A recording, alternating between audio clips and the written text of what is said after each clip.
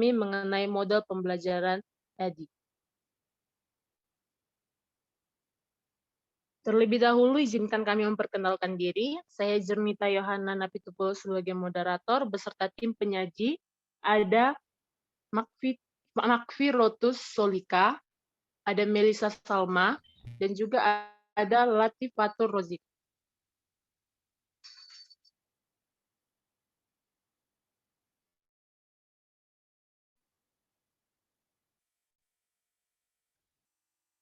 Adapun materi yang akan kami jelaskan yaitu dengan poin yang pertama mengenai definisi ADI, yang kedua tahapan model pembelajaran ADI, yang ketiga contoh artikel pengembangan model pembelajaran ADI.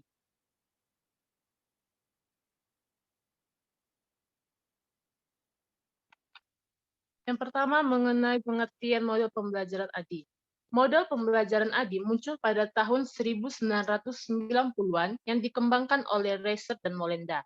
Salah satu fungsinya ADI yaitu menjadi pedoman dalam membangun perangkat dan infrastruktur program pelatihan yang efektif, dinamis, dan mendukung kinerja pelatihan itu sendiri.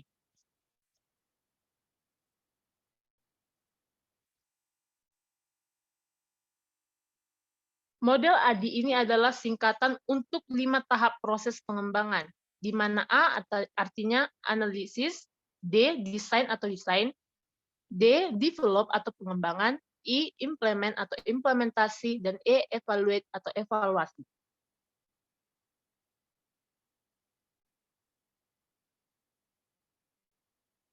Selanjutnya untuk diagram tahapan ADI akan dijelaskan oleh Saudari Latifa, kami persilahkan. Oke, terima kasih Cirnita. Selanjutnya saya akan membahas mengenai diagram tahapan ADDAA.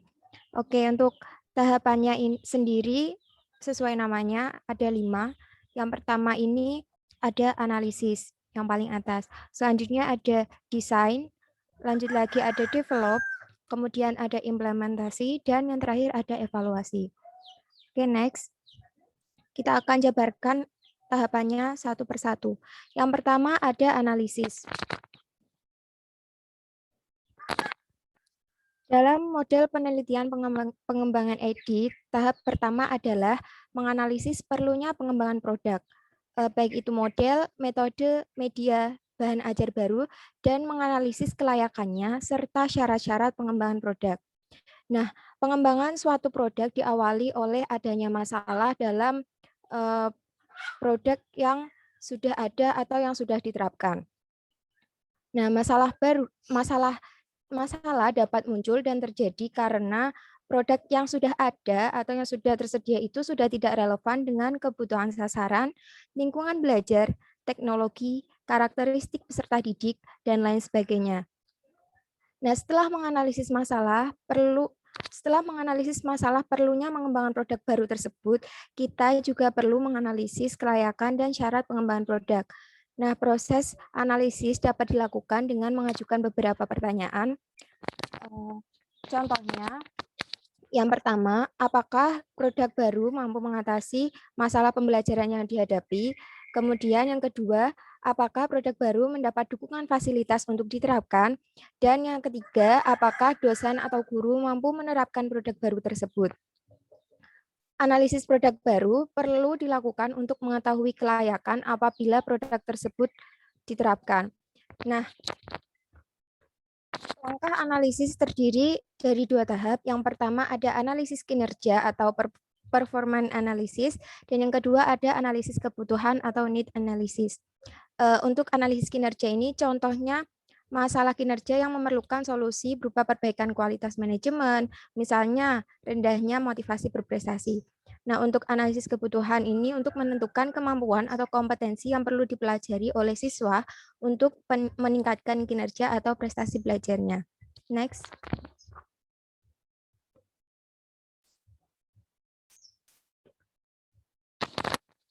Untuk yang kedua ada desain.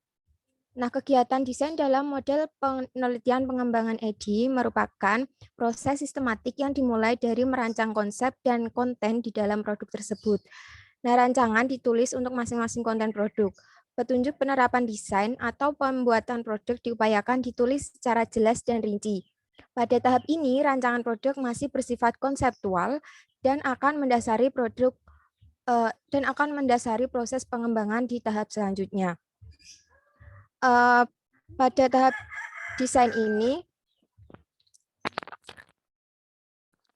pertama dilakukan adalah merumuskan tujuan pembelajaran yang SMART atau spesifik, measurable, applicable, dan realistik.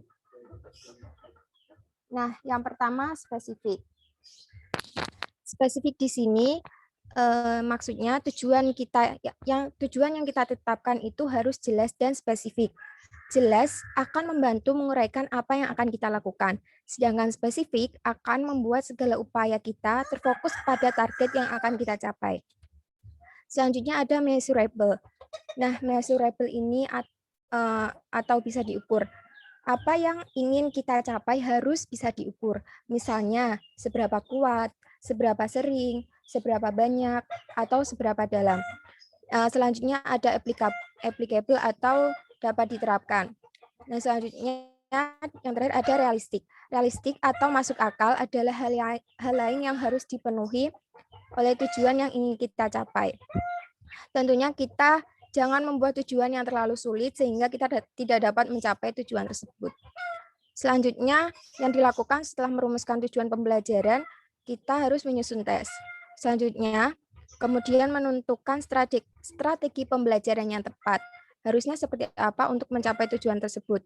Dan yang terakhir, mempertimbangkan sumber-sumber pendukung lain.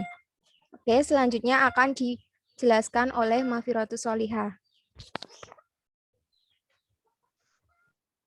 Baik, selanjutnya adalah tahapan develop atau pengembangan. Di tahapan ini, kegiatan realisasi rancangan produk yang sebelumnya telah dibuat. Pada tahapan ini juga perlu dibuat instrumen untuk mengukur kinerja produk. Nah, dalam langkah-langkah pengembangan ini ada dua tujuan penting yang perlu dicapai, yaitu memproduksi, membeli, atau merevisi bahan ajar yang digunakan untuk mencapai tujuan pembelajaran yang telah dirumuskan sebelumnya. Kemudian, memilih bahan atau kombinasi media terbaik yang akan digunakan untuk mencapai tujuan pembelajaran. Untuk contoh pengembangan sendiri, bisa diambil misal seorang peneliti ini ingin mengembangkan LMS. LMS yang biasa kita gunakan yaitu contohnya LMS Google Classroom. Nah, di dalam Google Classroom sendiri perlu dikembangkan karena kalau Google Classroom saja yang diterapkan dalam siswa itu tidak akan mencapai tujuan pembelajaran. Dengan begitu, si pengembang ini harus mengembangkan seperti media pembelajaran, bahan ajar, LKPD di dalam Google Classroom sehingga tujuan pembelajaran dapat tercapai.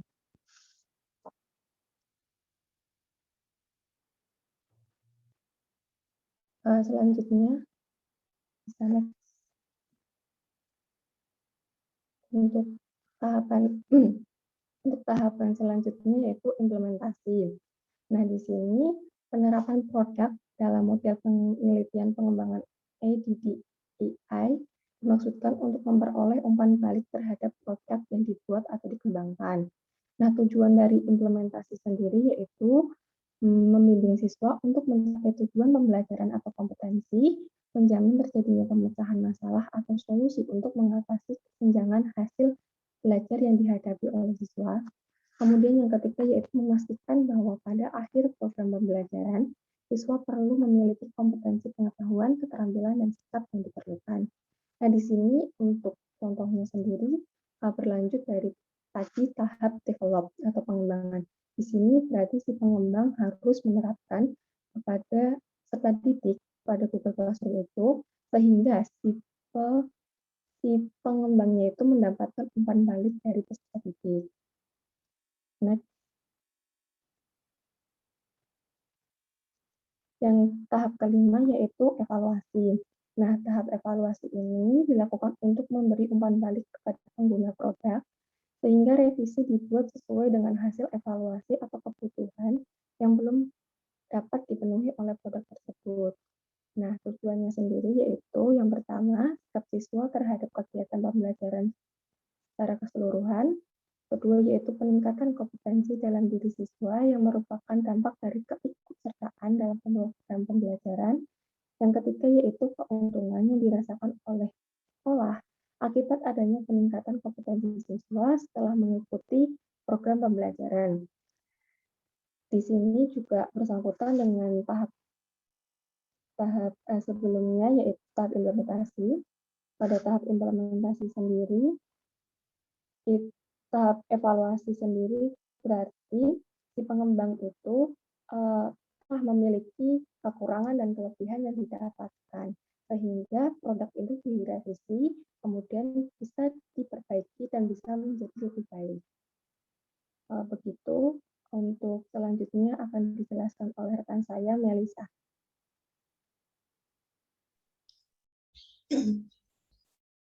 Nah, berikut adalah contoh artikel dari ADDIE yang kami temukan. Untuk judul dari jurnal yang kami temukan adalah pengembangan media evaluasi Hersmont berbasis sel atau Social Emotional Learning dalam pembelajaran IPA materi sistem pendengaran bagi siswa SD. Nama jurnalnya adalah Jurnal Pendidikan Dasar, autornya Diah Anissa Kismiati, halaman 1-11. Nah, ini nomor ISSN volume dan nomornya bisa dilihat teman-teman. Tahun terbitnya Juli 2020, metode R&D dan model ADDIE.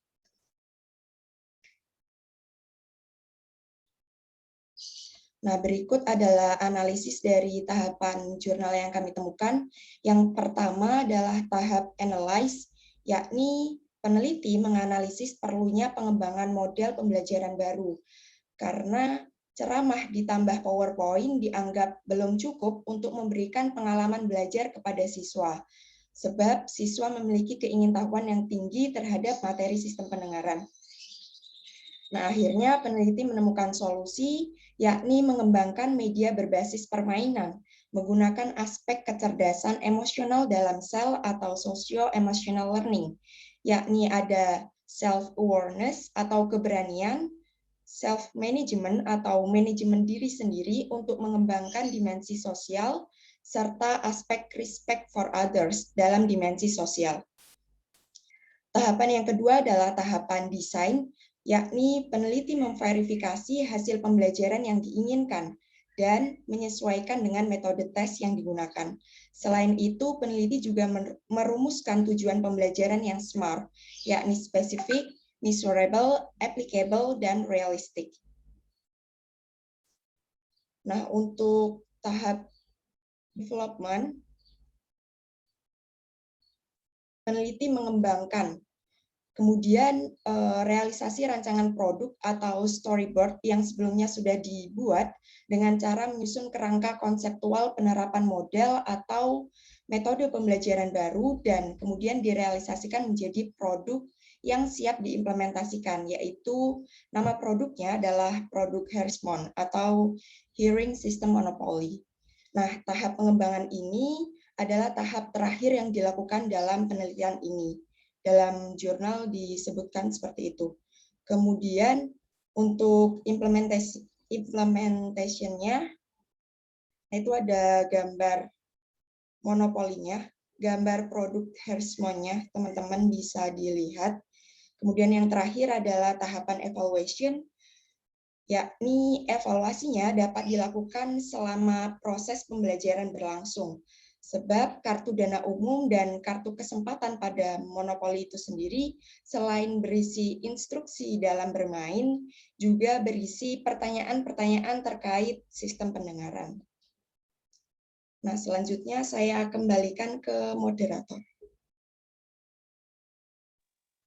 Baiklah, terselesainya hasil dari penjelasan dari tim penyaji, maka dapat disimpulkan bahwa model EDI ini merupakan singkatan untuk 5 tahap proses pengembangan, yaitu analisis atau analisis, desain atau desain, develop atau pengembangan, implement atau implementasi, dan evaluate atau evaluasi.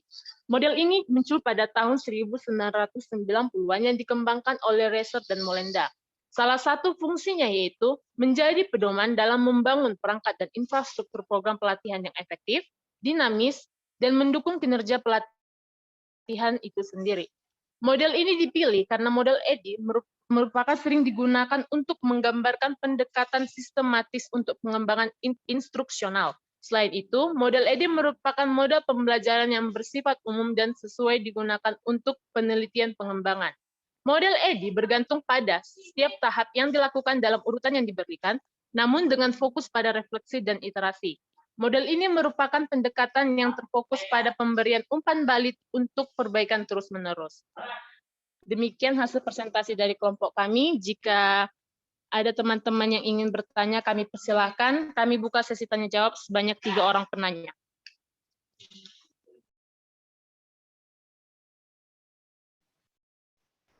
Izin bertanya. Ya, kami persilahkan, Saudari Hilda. Dalam tahap AD, DDIA itu kan ada beberapa tahap. Ada analyze, design, develop, dan implementation, and yang terakhir apa ya tadi? Lupa. Ya, yang itu kan evaluate. Itu kan ada beberapa tahap. Nah, jika saya ingin meneliti menggunakan model AD, tetapi saya hanya sampai dalam tahap pengembangan saja, tidak sampai dalam tahap pengimplementasian. Jadi dalam itu langsung tahap pengembangan dan langsung melakukan evaluasi tanpa melakukan tahap implementasi. Nah, apakah itu bisa dikatakan juga sebagai tahap DDIA atau itu masuk ke dalam tahap yang lain? Terima kasih. Baik, terima kasih. Untuk pertanyaan selanjutnya, ada yang ingin bertanya?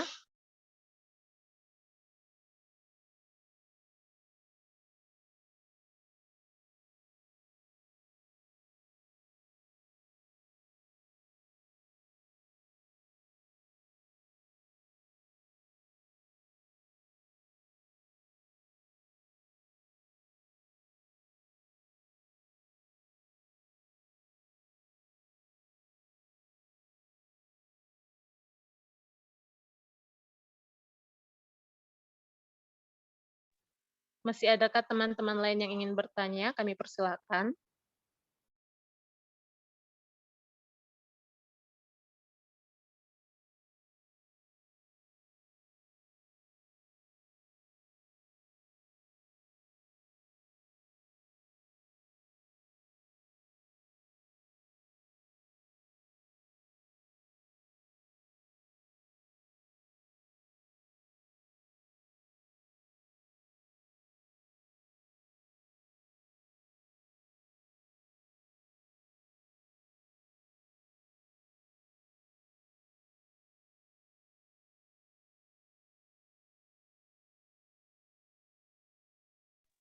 Baiklah, mungkin teman-teman yang lain mungkin masih berpikir untuk ingin bertanya. Kami sembari menunggu jawaban dari pertanyaan Saudari Hilda, berikan kami waktu selama kurang lebih 5 menit.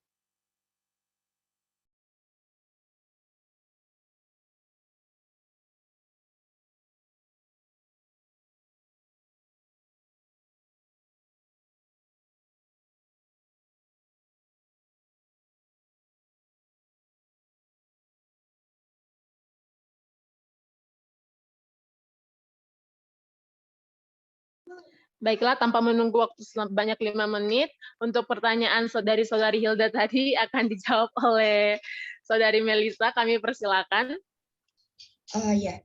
Izin menjawab dari pertanyaan Hilda. Apakah ketika tadi izin mengklarifikasi pertanyaannya dulu ya. ADDIE ini kan terdiri dari 5 tahap. Nah, apakah ketika kita tidak sampai ke 5 tahap tersebut, penelitian kita dapat dibilang pakai model ADDIE seperti itu ya, Hilda? Ya, jawabannya adalah ya, oke.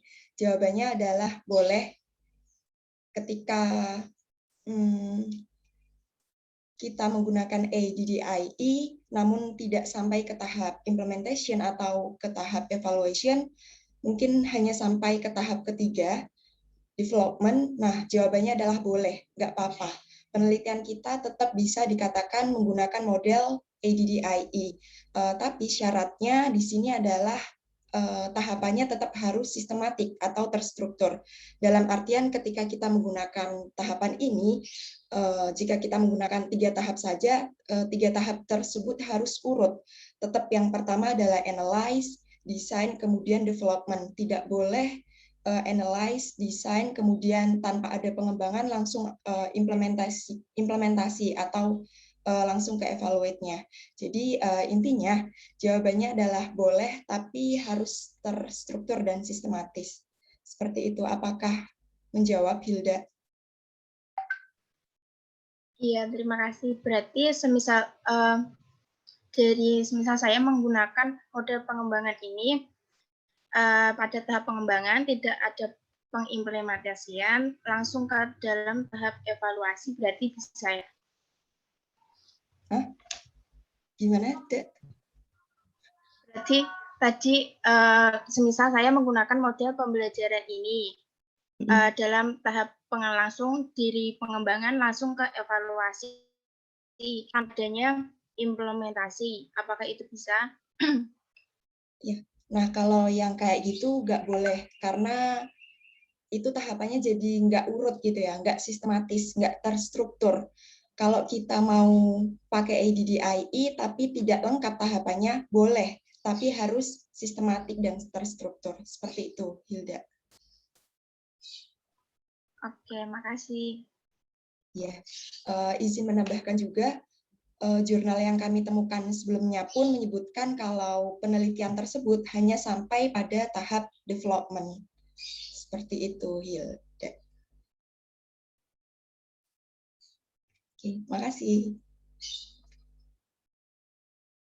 Baiklah, terima kasih atas jawaban dari Saudari Melisa. Untuk teman-teman yang lain ada yang ingin menambahkan atau menanggapi jawaban dari pertanyaan kelompok kami?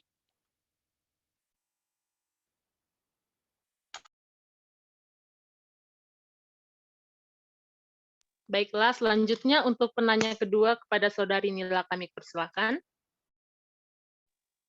Ya, izin bertanya, apa aja kekurangan dan kelebihan dari model pengembangan ADDIE? Terima kasih. Baik, terima kasih kepada Saudari Nila. Berikan kami waktu beberapa menit untuk menjawab pertanyaan dari Saudari.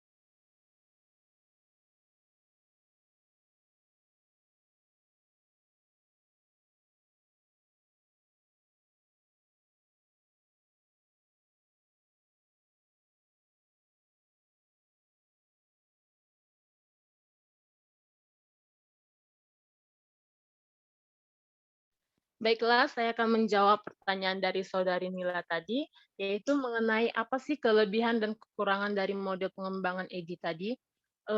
Untuk kelebihan dari model pengembangan ini, yaitu yang pertama itu, bahwa model ini mudah dipelajari dan juga bersifat sederhana serta sistematis, di mana model ini yang kita ketahui memiliki 5 komponen yang saling berkaitan secara sistematis.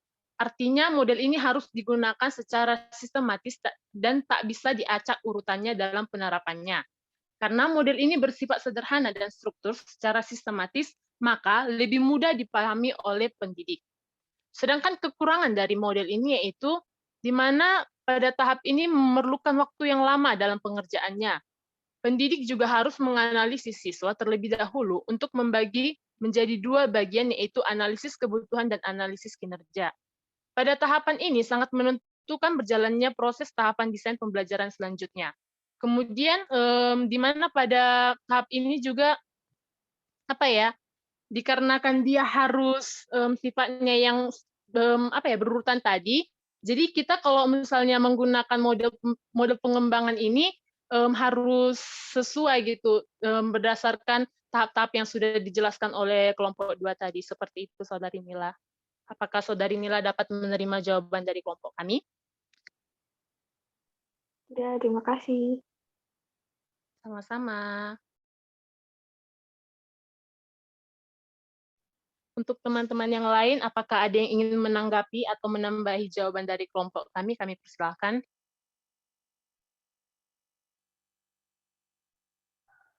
Izin bertanya, apakah masih diperbolehkan? Iya, kepada Saudari Nisa. Nah, melanjuti pembahasan yang tadi ya, yang sebelumnya itu penelitian hanya sampai implementasi.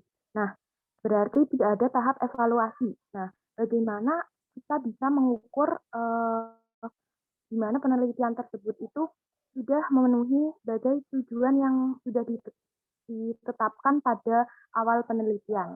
Mungkin seperti itu. Terima kasih. Mohon maaf, untuk Saudari Niza, apakah pertanyaannya bisa diulang? Berarti pertanyaannya itu bagaimana cara kita buat mengukur seberapa baik atau sudah memenuhi sebagai tujuan dari penelitian itu, padahal tahapan penelitian itu hanya sampai tahap implementasi, tidak tahap evaluasi. Oh, baiklah, Apakah terima kasih atas baik-baik. Sudah mengerti? Berikan kami waktu berapa menit untuk menjawab pertanyaan dari Saudari Niza. ya, terima kasih. Terima kasih.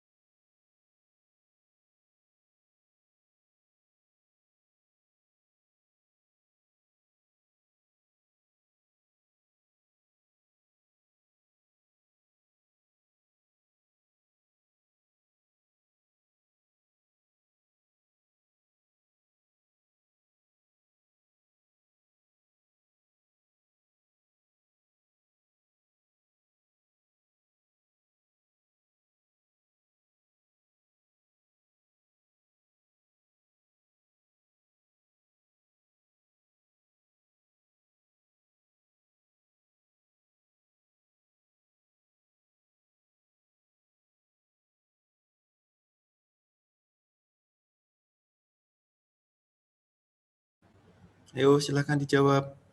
Nggak usah kelamaan.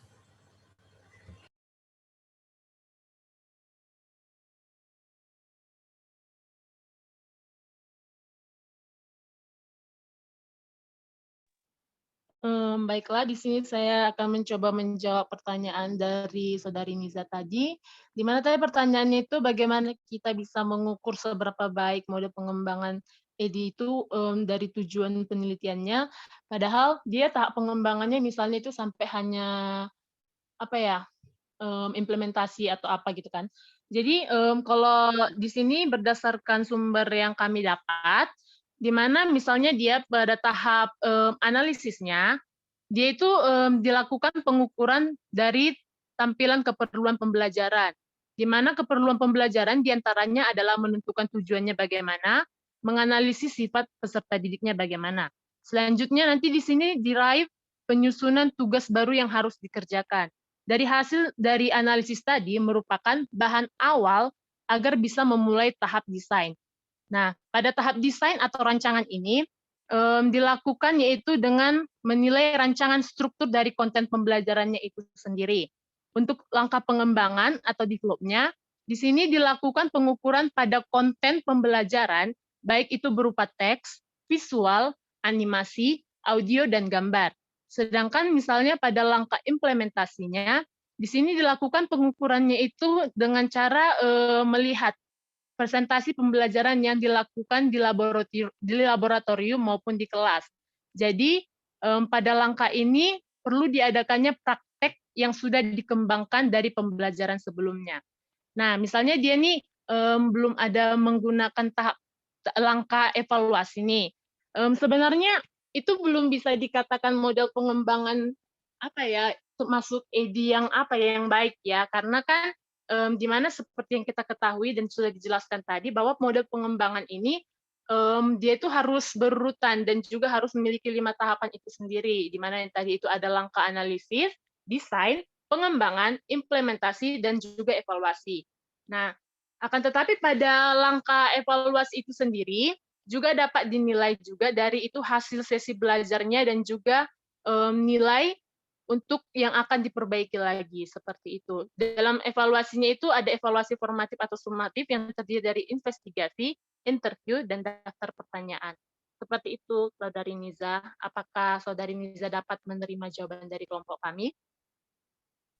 Baik, terima kasih atas jawabannya. Oke, sudah selesai semua ya pertanyaannya?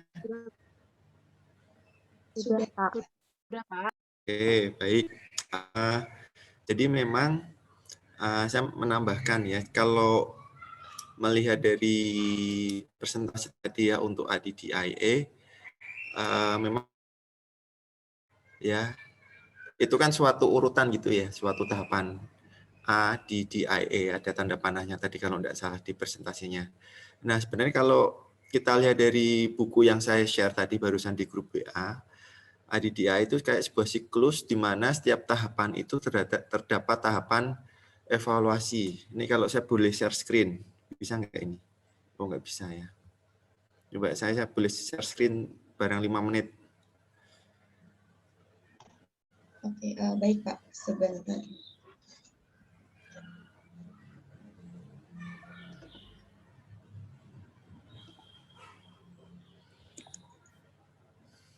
Oke.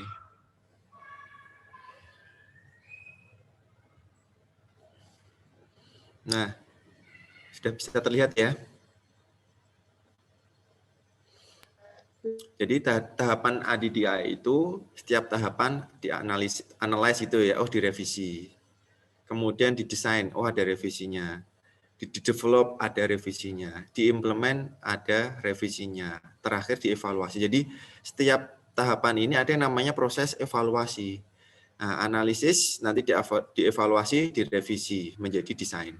Desain ini ya mengalami proses evaluasi lagi, direvisi ke tahap develop. Setelah di-develop, dievaluasi lagi, direvisi menjadi implement. Jadi bukan suatu step yang di mana step itu seperti anak tangga, tetapi step ini merupakan siklus ya di mana setiap tahapan dari ADDIE E-nya itu ada di tahap ADDIE.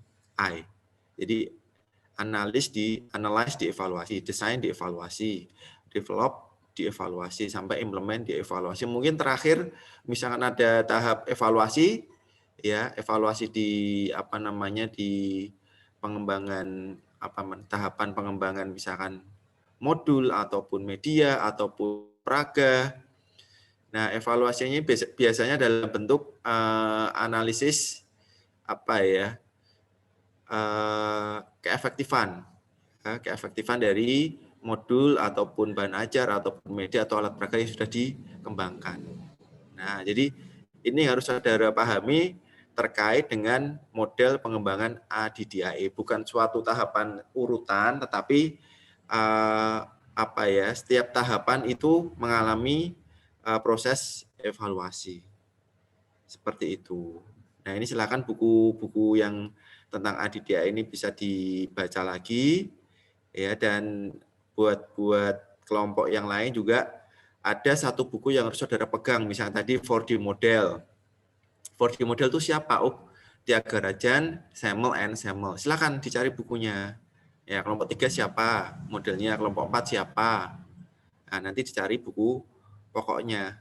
Nah, seperti ini ADDIE ada buku pokok dari ini Springer ya. Robert Maribe Branch tahun 2009 kalau tidak salah ini. Tahun berapa ya? Saya lupa.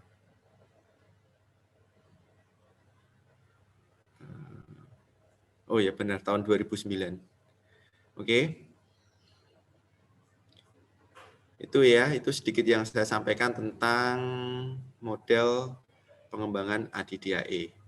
Oke, harapannya 2 pengembangan penelitian dan pengembangan model 4D dan ADDIE saudara sudah paham ya harapannya. Oke, kalau ada pertanyaan yang terkait, silahkan kelompok 1 dan 2 mengupload videonya ke YouTube. Nah, yang lain silahkan komen di chat ataupun di kolom komentar menanyakan kalau ada yang kurang jelas. Oke, itu tambah dari saya kembalikan ke kelompok 2. Terima kasih. Baiklah, terima kasih atas tanggapan dan juga tambahan dari Bapak. Berakhir sudahlah presentasi dari kelompok kami. Jika ada perkataan yang salah, kami dari kelompok 2 mohon maaf. Terima kasih kepada teman-teman semua dan juga Bapak. Selamat pagi. Nah, selamat pagi. Pagi. Sampai jumpa minggu depan ya. Jangan lupa nanti mulang divalidasi. Oke, Ya, Assalamualaikum Pak. warahmatullahi wabarakatuh. Izin live dulu. Waalaikumsalam. Waalaikumsalam warahmatullahi wabarakatuh. Terima